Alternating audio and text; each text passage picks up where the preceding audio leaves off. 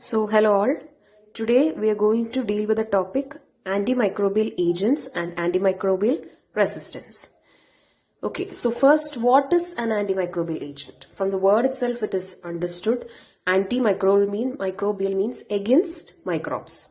So, antimicrobial agents are agents that kill or inhibit the growth of microorganisms. Next, we go into the classification of antimicrobial agents. They are classified on the basis of microorganisms against which it is used, on the basis of the mode of action of that antimicrobial agent, according to the source where we get these antimicrobial agents, according to the site of action, that is where it acts, and also we classify it according to the chemical structure and the mechanism of action. So totally we have 5 important classifications.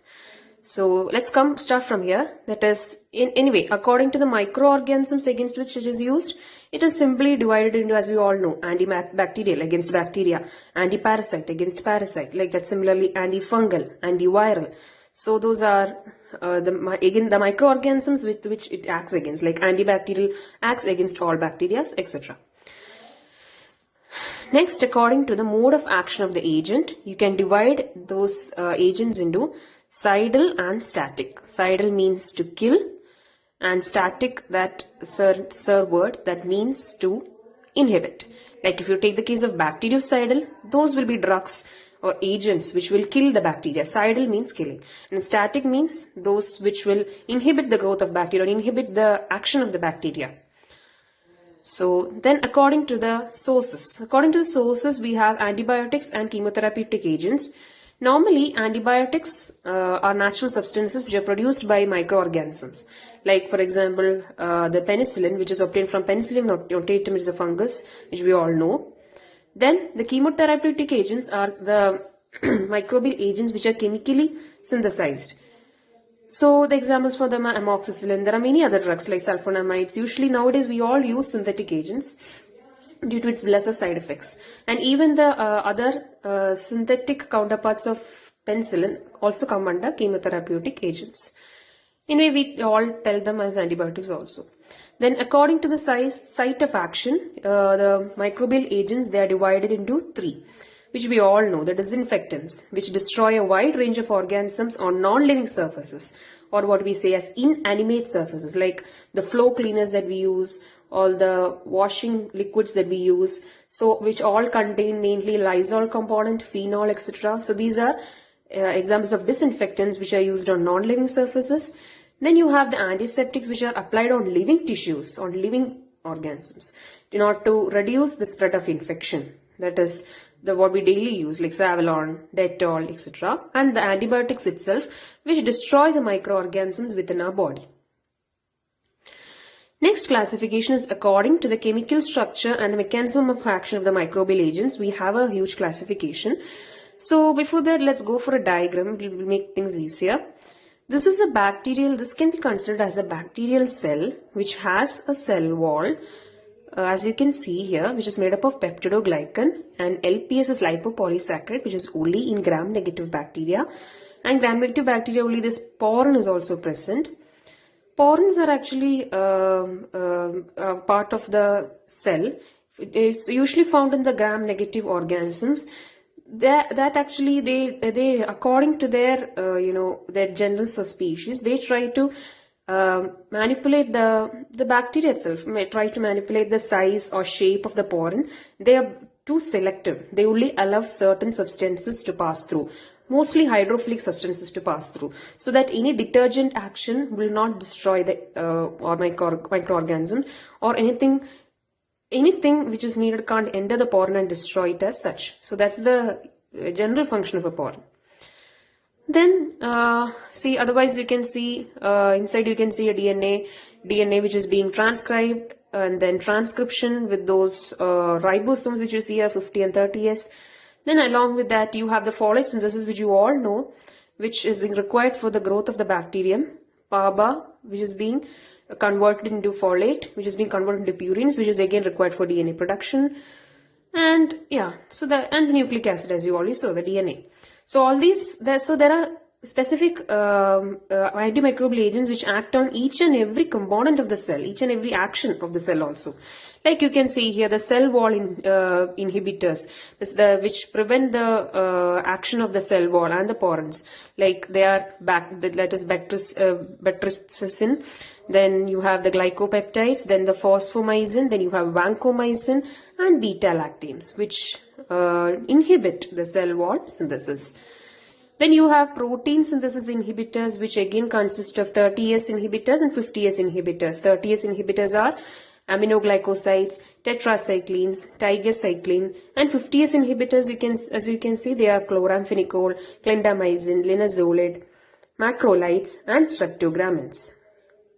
Then the drugs like sulfonamides, trimethoprim, and cotrimoxazole, which inhibit the formation of folic acid. The folate synthesis has been inhibited by these drugs. And then you have fluoroquinolines, which directly inhibit the DNA gyrase. The metronidazole, which directly inhibit the DNA synthesis as such, and rifamycins, which inhibit the action of RNA polymerase. So this is just and then you have this one also, that cytoplasmic membrane, which directly acts on the cell membrane, like polymyxin B and daptomycin. So this is just to give an idea of the of the drugs, where it acts, to which it acts. So this will be a schematic diagram which will be more easy to remember. Otherwise, this can be also read for a vague understanding of what this is. So see, as we already read, the antimicrobial agents which inhibit the cell wall synthesis are beta-lactam antibiotics. Penicillins, they usually act against the cell wall of gram-positive microorganisms. Then you have the cephalosporins. Then you have carbapenems. Then azithromycin, which is again specifically against the gram-negative rods. Then you have vancomycin, teicoplanin, phosphomycin, batracin. Then you have, which we already read in that diagram, which inhibit the protein synthesis. That is, again, consists of anti-30S ribosomal subunits and anti-50S ribosomal subunits. Anti-30S ribosomal subunits are again, they are inhibited by this aminoglycosides and tetracyclines. Anti-50S ribosomal subunits are significantly, they are inhibited by chloramphenicol. You have macrolides, linezolid, streptogramin, and muprosin. Then you have nucleic acid synthesis inhibitors, which can again be DNA or RNA, right? So depending on the So DNA synthesis inhibitors like fluoroquinolones, metronidazole, RNA synthesis inhibitors like rifampin. Then ones which directly inhibit the mycolic acid synthesis. Mycolic acid is mainly produced by Mycobacterium. So that is mainly inhibited by the drug which is called isoniazid. Then folic acid synthesis inhibitors, which we already read there down. That is like sulfonamide, PABA, and trimethoprim. And you have, which we again read now, that is acting on the cell membrane. The like gramicidin, daptomycin, and polymyxin. So these are the drugs which how they are classified based on how they act, their mechanism of action, and their chemical structure. See, here we have a detailed table telling about the drugs, their classification, and what is their main mode of action, which is again being divided here. We'll have a read through this at the end of the session so that you'll understand the mechanism of resistance is also given on the right hand side. But if you want to understand that better, we have to complete this so-called antimicrobial resistance. So we'll go through this at the end of the session. So antimicrobial resistance. So before we jump on to this topic, okay, we need to understand you need to have a simple logic of three important terms. Okay. That is resistance or resistivity, susceptibility, and intermediate. Okay. Basically, based on the antimicrobial action towards antimicrobial agents, we usually, generally we try dividing the microorganisms into these three heads. That is it. What is it? It's resistance, susceptibility, and intermediate. So, since we are learning microbiology, we are going to tell this in the terms of the microorganisms, right? So a resistant microbe is a microbe which will be resistant to almost any microorganism which is resistant to a particular antibiotic, we call it as resistant. So like, for example, you have some organisms which are resistant to beta-lactams because of their mutations or whatever. So they are resistant bacteria. Susceptible bacteria or susceptible microbes, I may say. Susceptible microbes are ones which do not survive in an antibiotic action. So that they cannot resist the antibiotic. They cannot survive, so they are going to die. So such bacteria are called susceptible bacteria. Like such and such susceptible bacteria may be there in such and such antibiotics. So such antibiotics are only going to be useful for us, because only those antibiotics which can cause susceptibility in the bacteria, or it's the opposite of resistance, which can cause susceptibility in bacteria, can cure us from that disease which is caused by the bacteria. So that is called susceptible bacteria. Intermediate bacteria means they are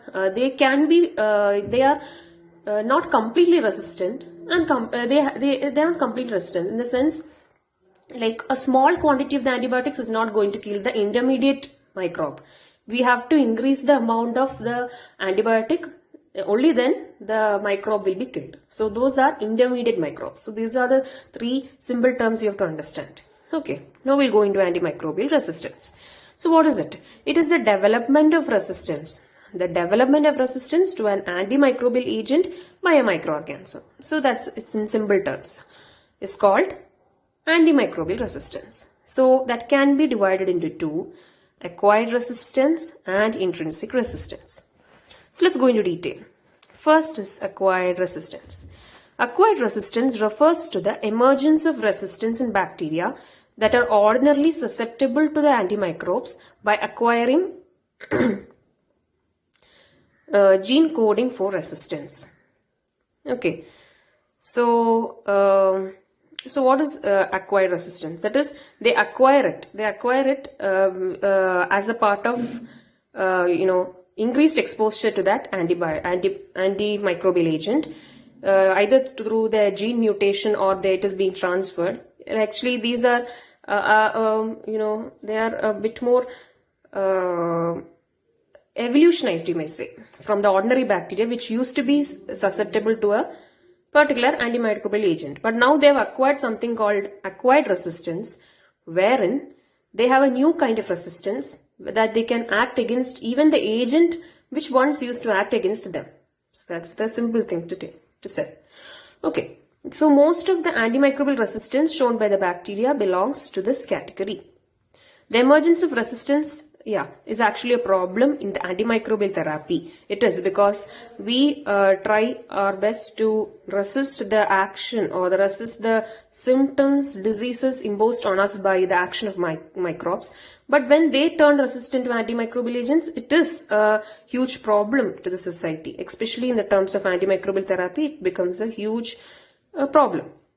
So the infection caused by microorganisms often fail to respond to standard treatment.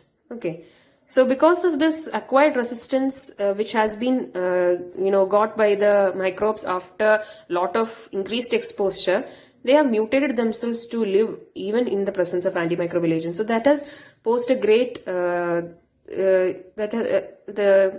has posed a great problem to the people who are making medicines against the disease and all. So what happens if the precautions are not taken, or if this resistance becomes, if acquired resistance becomes bigger and bigger, what will happen? There won't be correct medicines for curing that disease. So the person will suffer from prolonged illness. There will be higher health care expenditures. The person will have to spend more money or economically on their health, because normal drugs now, because of the resistance, are not going to kill the bacteria or the microbe. Then there's greater risk of death also. Now, cause of acquired resistance. What are the causes? The most important cause that comes here is the overuse and the misuse of antimicrobial agents. Like simply unwanted increased use of antimicrobial agents happens to be the important cause of acquired resistance.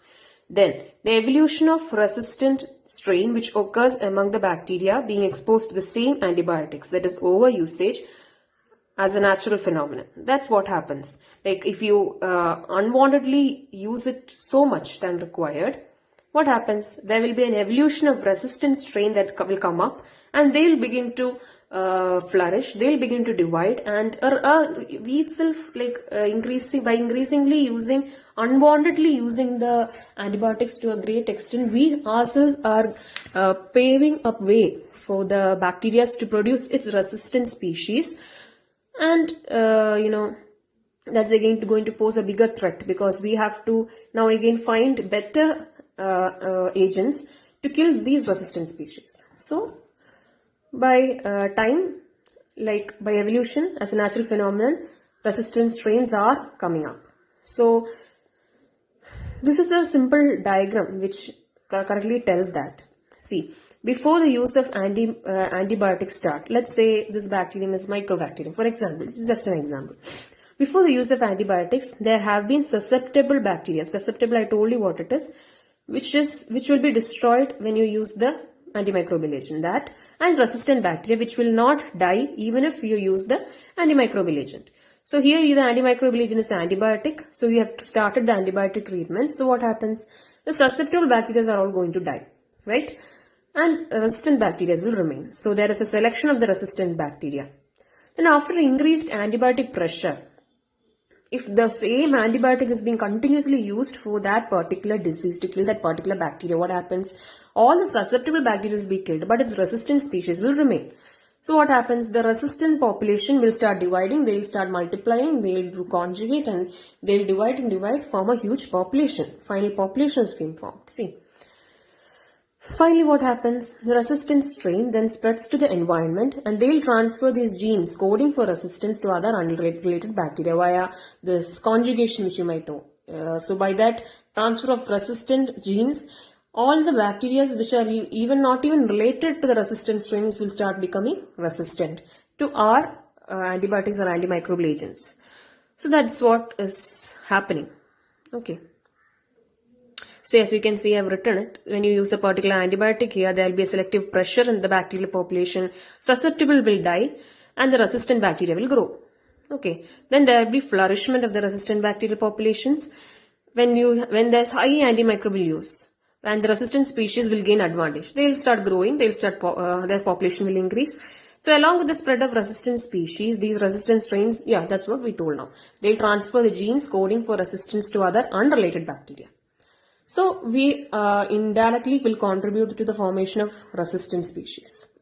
Other factors which favor the spread of antimicrobial resistance are poor infection control practices in hospitals. In hospitals, the infections of hospitals are maybe nosocomial infections, hospital-related and iatrogenic infections caused from the physicians. Okay, so which we've already learned.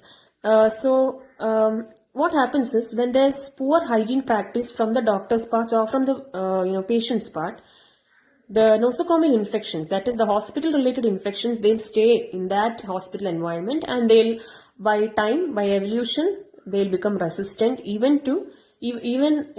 like after long, if you don't take proper steps of hygiene, at a point of time, even taking those steps won't kill the bacteria because they'll become more resistant. So that's a problem. Then inadequate sanitary conditions, then inappropriate food handling, then irrational use of antibiotics by doctors without following antimicrobial susceptibility report. Very important. That is, if they have confirmed that such and such patient is suffering from a disease caused by such and such bacteria, they should also go for an antimicrobial susceptibility report, which will clearly state which antibiotic is specifically resistant to that microbe. So they can use that properly under correct dosages, under correct timings, and they can prescribe it to the patient instead of giving so much of unwanted drugs which will only kill the symptoms. What happens?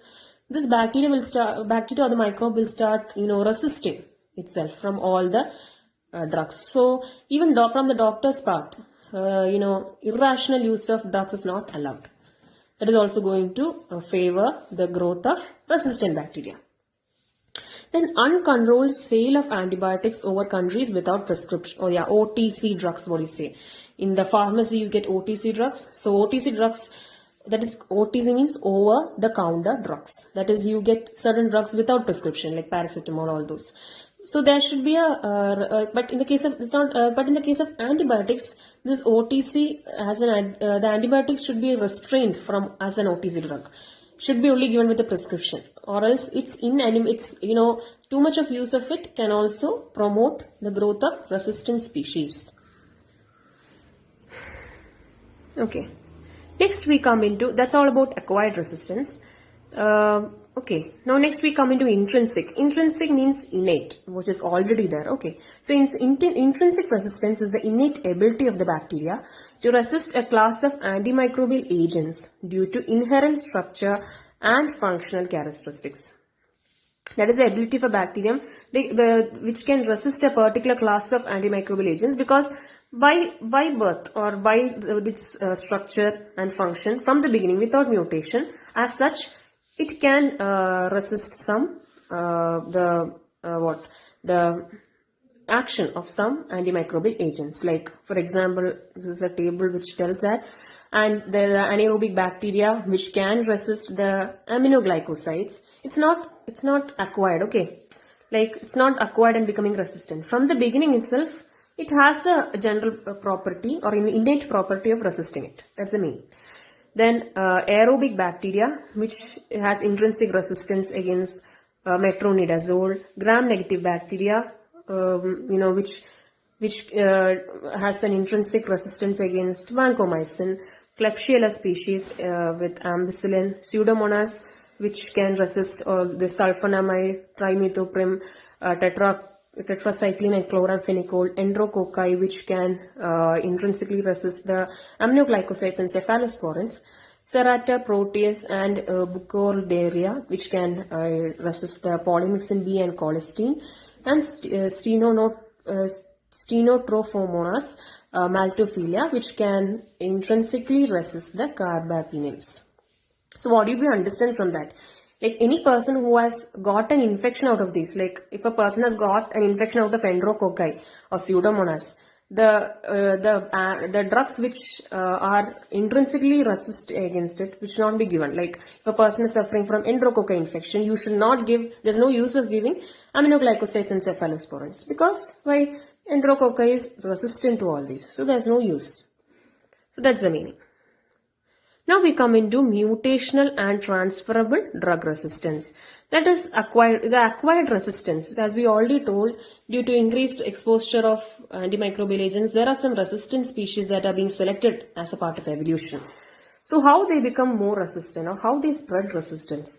So that, based on that, okay, acquired resistance, you can divide them into two, that is mutational and transferable drug resistance. So see, that's it. In the presence of the selective antibiotic pressure, bacteria will acquire new genes by two methods. So number one, we are going to speak about mutational resistance. So resistance that develops due to mutation of resistant genes are called mutational resistance. This is typically seen in Mycobacterium tuberculosis, which develops resistance to anti-tubercular drugs. So best example of mutational resistance is, which one? Mycobacterium tuberculosis. That is, it is a resistance which from the word itself it is there. Genes will be mutated, so they become resistant. But this is a low level of resistance, and which is always developed only because of one drug at a time. That's why TB or tuberculosis cannot be treated with one drug. You have to use a combination of different classes of drug in order to overcome tuberculosis, because tuberculosis, the bacteria which is causing tuberculosis can go in for mutational resistance. So you give a multi-drug therapy in tuberculosis with the help of 4 to 5 different class of drugs like isoniazid, rifampicin, pyrazinamide, ethambutol and streptomycin. So these class of drugs are given at different times in different doses, so that to avoid the mutational drug resistance. Next is transferable drug resistance. That is, that's making things more difficult than mutational. Let's see why. Because transferable drug resistance, now it is a plasmid-coded drug resistance, usually transferred by conjugation and rarely by transduction and transformation, which is mainly transferred by conjugation. Okay, so it's a plasmid coded drug resistance. That is, this resistance coded plasmid is called the R plasmid. An example of R plasmid, which you may know, which we have come across in the beginning of microbiology, that is R factor.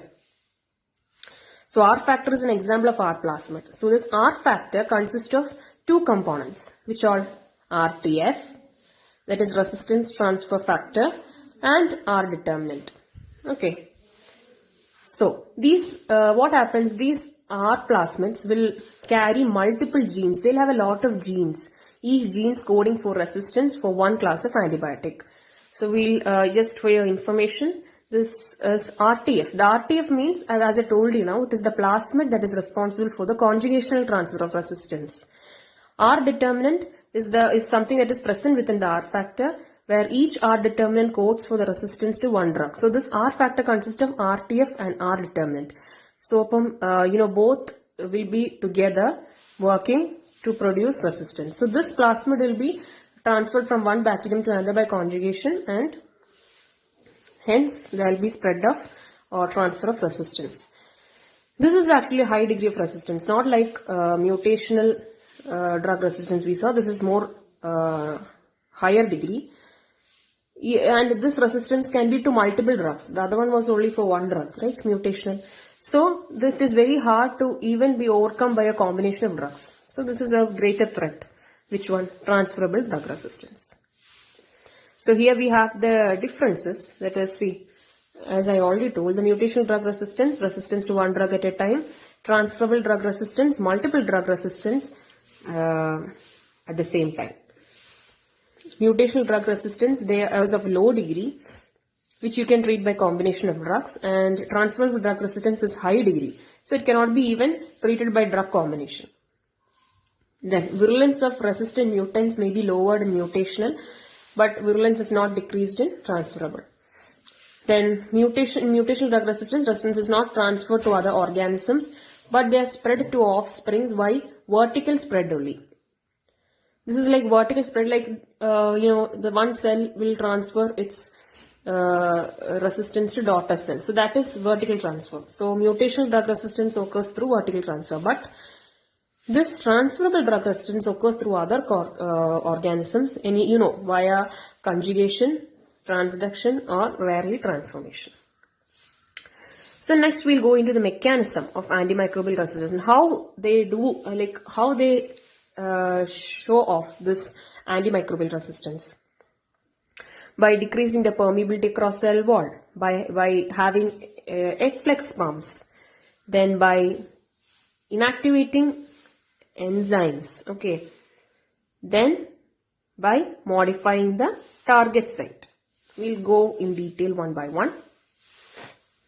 One, by decreasing the permeability of cell wall. Certain bacteria, they'll modify the cell membrane porin channels. Okay, that is which we already told before, the porins. That is a function of the porins. It's usually seen in the gram-negative bacteria. So this certain bacteria, they'll modify the porin channel, like either their size, frequency, and selectivity. Size will be either small, so that only certain things will enter. Frequency and or selectivity, they'll be very, very selective. Just like a cell membrane selectivity, these porins will also show selectivity. They'll only allow certain substances to pass through. So they'll prevent the antimicrobial drugs from entering into the cell. Now that's the first strategy of antimicrobial resistance. This is mainly observed in usually in our common cell mycobacteria, we may say, or Enterobacteriaceae, that is like Pseudomonas, Enterobacter, and Klebsiella, against the drugs like Impenium, aminoglycosides, and quinoline. So there's no use of using these drugs to act on this Pseudomonas and Enterobacter, because they can resist by this phenomenon. Then formation of efflux pumps. Certain bacteria, they'll have efflux pumps. Efflux pumps, they'll mediate the expulsion of the drug from the cell as soon as they enter the cell. This prevents intracellular accumulation of drugs. So the bacteria, they won't allow certain drugs to accumulate on them. So they have something like efflux pumps, which will, they'll just shoot back. You can think like that.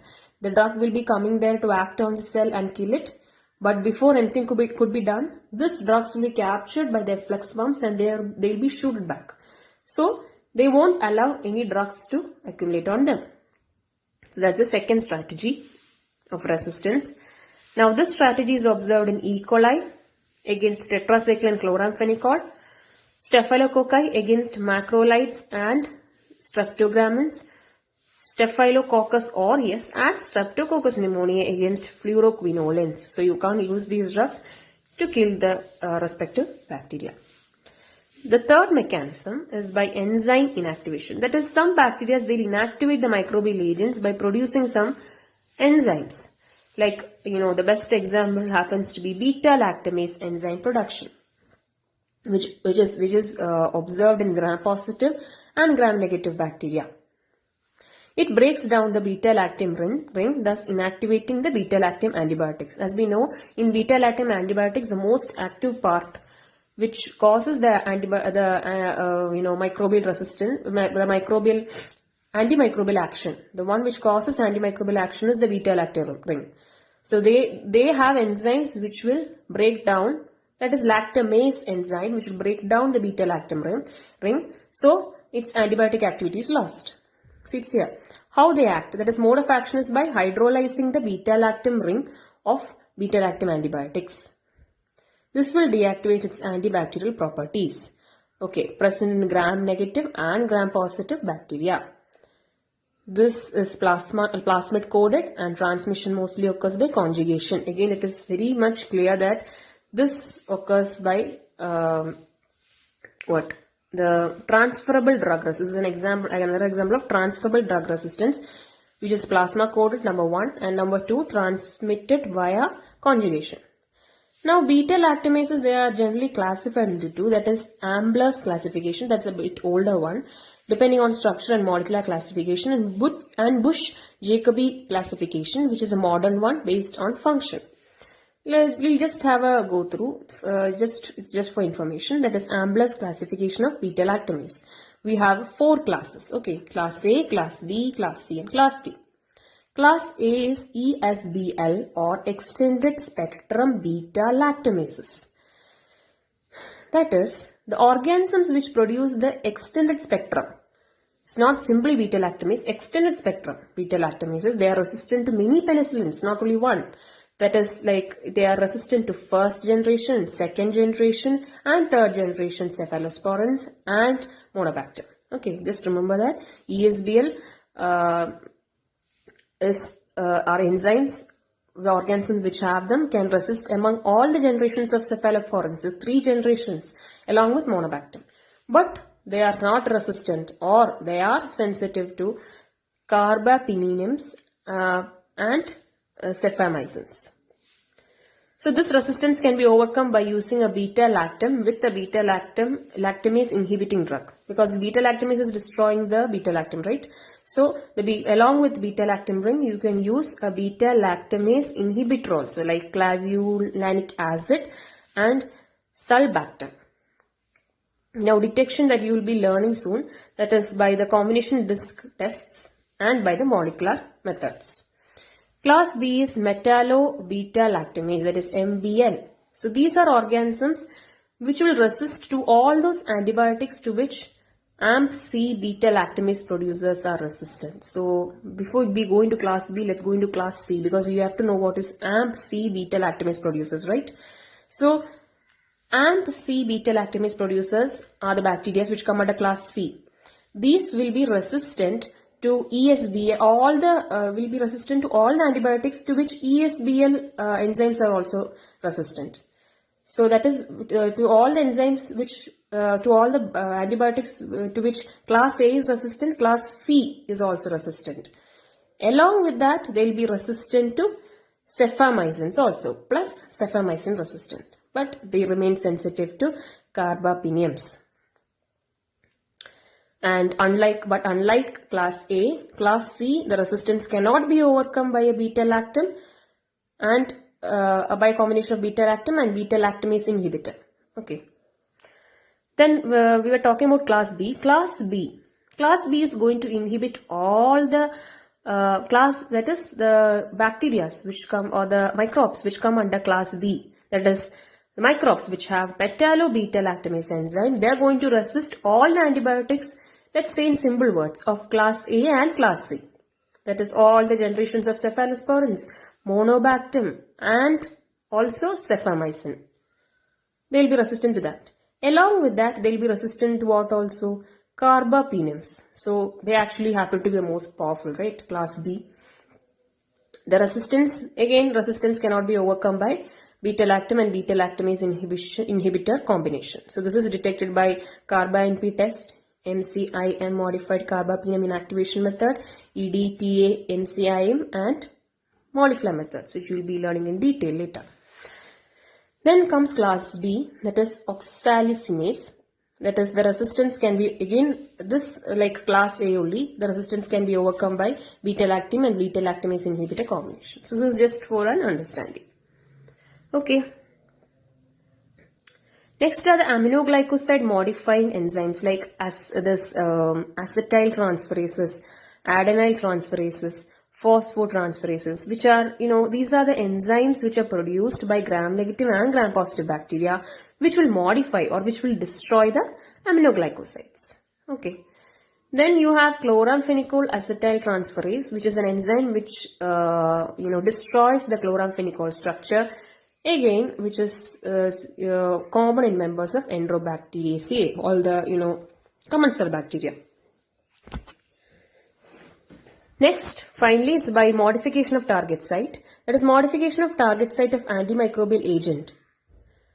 That target site, its modification, which is within the bacteria, is a very important mechanism. It's one of the important mechanisms by which the microorganism resists the antimicrobial agent. How? By mutating, in the sense, or by modifying the shape or size or whatever of the target site. We will see that. Main examples are of MRSA. The MRSA resistance. MRSA means methicillin resistant Staphylococcus aureus. As we all know, they are resistant to beta-lactam antibiotics. Why? Because, the beta-lactam antibiotics, they have the beta-lactam ring, no? So beta-lactam ring is going to, usually, in usual cases, beta-lactam ring will go and bind to the cell membrane of this bacteria. This here it is like Staphylococcus aureus, right? Okay, you'll go and bind there, and what happens? Actually, they bind to a structure called penicillin binding protein. Which one? This beta-lactam ring, and they cause the antibiotic action. But here, what the bacteria does, that is MRSA, which is more resistant. You know what it does? It will convert this PBP into PBP2A. It will mutate. Okay, that is mutated by a chromosomally coded gene MECA. Okay, so that will not bind the beta-lactam antibiotics properly. So that will prevent inhibition of cell wall synthesis. So that's how MRSA resists the beta-lactam antibiotic. Then you have the rifampicin resistance in Mycobacterium tuberculosis, which because of the mutation of this RNA polymerase, because rifampicin usually binds and tries to inhibit RNA polymerase. So RNA polymerase will mutate to another structure. So this rifampicin will not be able to bind anymore. Again, streptomycin resistance, again seen in Mycobacterium tuberculosis, where there is modification of ribosomal protein of 16S rRNA. So they'll modify themselves and streptomycin can't bind and inhibit their action. Then quinolin resistance, which is seen in many gram-positive bacteria like Staphylococcus aureus and Streptococcus pneumoniae, which is due to mutation of DNA gyrase enzyme. And finally, the vancomycin resistance, which is seen in Enterococci, which is due to the change in the target site of vancomycin. The vancomycin target site is again mutated in these, VRE strains, vancomycin resistant Enterococci. That is, D-alanine side chain of peptidoglycan is being substituted. So this is all about, simply about antimicrobial resistance. This is how our, microorganisms try to resist to the antibiotics that we use. So that's how resistant species also arise. So let's wind this up by having a read through with this table. It's just simple. Like these are beta. The first is the spectrum of fact. We are going to talk about antibiotics, which inhibit the cell wall synthesis, like beta-lactam antibiotics. Beta-lactam antibiotics consist of penicillin, cephalosporins, and carbapenems. As you can see here, there are a lot of examples of penicillin. They are acting mostly against gram-positive bacteria. And the mechanism of resistance, how the bacteria resist. There are three. That's what we have to pay more attention to. That is by drug inactivation, seen in gram-positive and gram-negative, by alteration of the PBP, which we already talked now. It will be altered to PB2A, seen in gram-positive bacteria, or they will decrease the permeability of the cell membrane.